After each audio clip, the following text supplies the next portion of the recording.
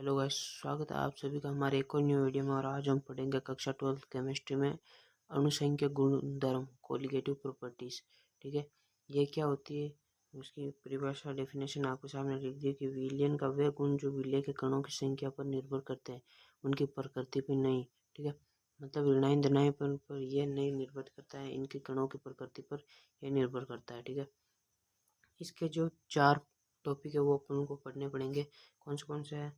वाष्प दाब में अवनमन, अवनमन यानी कमी होता है। क्वथनांक में उन्नयन, उन्नयन यानी वृद्धि होता है। हिमांक में अवनमन और प्रसारण दाब, ये 4 मोटे मोटे टॉपिक ये आपको पढ़ने हैं। और इसके जो ये अणुसंख्या गुणधर्म की जो परिभाषा ये याद कर लेना, बहुत बार पूछी भी जाती है और ये तो ऑफिशियली पूछे ही जाएंगे। कौन सा एक तो आता ही है।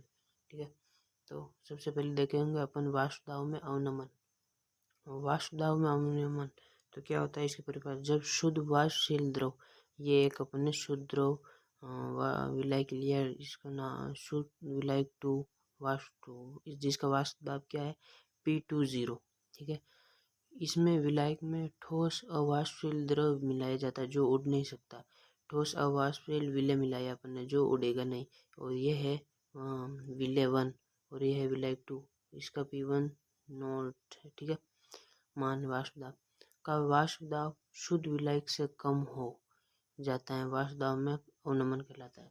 मतलब विलयन का वाष्प दाब शुद्ध वाष्प दाब से कम हो जाता है, मतलब ह्रास हो गया मतलब अवनमन।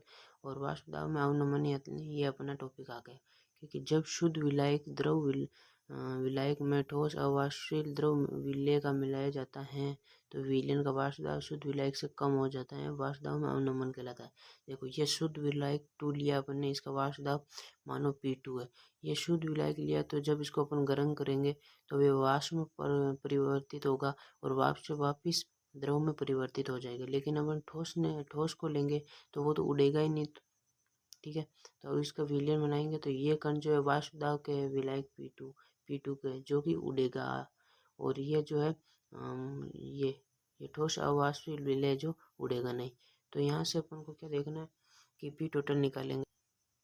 और आई होप आपको समझ में आ रहा होगा कि ये पी क्या है, तो आपको पहले वाला वीडियो देखना पड़ेगा, उसमें आराम से समझ में आ जाएगा। तो पी टोटल निकालेगा अपन तो P1 प्लस P2 करेंगे तो पी टोटल। अब जब विलयन में P1 का मान, जब विलय उड़ ही नहीं रहा, उड़ कौन रहा P1, तो ये इसका मान 0 हो गया, बचा गया P2। तो पी टोटल बराबर क्या आ गया P20 x2। P2 का मान क्या है वाष्प दाब में P20, और ये x2 पीछे वाला वहाँ से आया, हाँ पीछे वाले वीडियो से आपको देखना होगा। ठीक है, तो अब क्या करेंगे अपन वाष्प दाब में अवनमन निकालेंगे, कमी निकालेंगे। अगर आपको ये समझ में नहीं आया कोई भी टेंशन नहीं है, ये वाला आपको समझ में आएगा तो भी पूरे नंबर मिलोगे एग्जाम में आ जाता है। तो देखो, वाष्प दाब में अवनमन डेल्टा P बराबर क्या लिखेंगे अपन P20 माइनस PT, ये वाला लिखेंगे। ठीक है, क्या लिखेंगे डेल्टा P बराबर ये वाला P20 माइनस PT। ठीक है, अब डेल्टा P2 का मान तो P2 है और P टोटल का मान क्या है P20 x2, ये लिख दिया। अब यहाँ से P20 और यहाँ से P20 कॉमन आ गया, तो कॉमन आ गया तो यहाँ क्या बचा 1 बचा, तो ये 1, और यहाँ से क्या बचा ये x2 बचा, ये x2।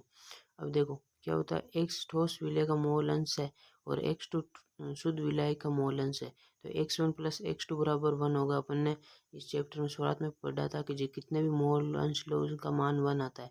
तो अपन यहाँ से जब x1 की वैल्यू निकालेंगे तो ये आएगा x2 माइनस 1। देखो ये आ गया x2 माइनस 1, तो यहाँ पर ये 1 माइनस x2 x1 की वैल्यू, तो डेल्टा P समानुपाती होगा x1 का। ये आपको ध्यान रखना है, मोस्ट इम्पोर्टेंट ये फॉर्मूला पूछा जाता है आपसे। अब अवनमन जो डेल्टा P बराबर P20 माइनस PT थे, उसी से और फॉर्मूला निकलते हैं जो जिससे कि एग्जाम में पर्सन पूछे जाते हैं, तो आपको समझना है। तो देखो P20 P2 और इसका मान क्या है P20 x2। यहाँ से वापस 1 अपने P2 को मान लिया था, 1 माइनस x2 बच गया और ये मान आ गया जो कि अपने निकाला था। अब क्या करना कि जब ये आया तो इस P2 को डेल्टा P के 0 बचेगा, इतना बचेगा x बचेगा। ठीक है, और डेल्टा P का मान क्या होता है P20 माइनस PT होता है अपन P2, और ये x2 चल रहा है, x1 चल रहा है अपन।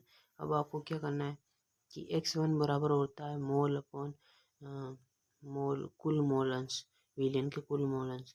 तो N1 यहाँ पे नगण्य है, तो क्या बचेगा, x1 बराबर बचेगा N1/N2। तो यहाँ पर रखेंगे x1 की जगह N1/N2। ठीक है, अब क्या करना है आपको, अब ये देखना कि N1 मोल है। मोल बराबर क्या होता है, भार बटा अणुभार। तो भार को लिखेंगे वेट 1 और अणुभार यानी मोल, मोल जो हो गए M1। तो N2 के लिए लिखेंगे W2 और M2। यहाँ से ही आएगा। अब देखो यहाँ N1 का मान रख देंगे और यहाँ M2 का मान रख देंगे N2 को। तो ये जो इम्पोर्टेंट है इसको लर्न कर लेना आप। ठीक है,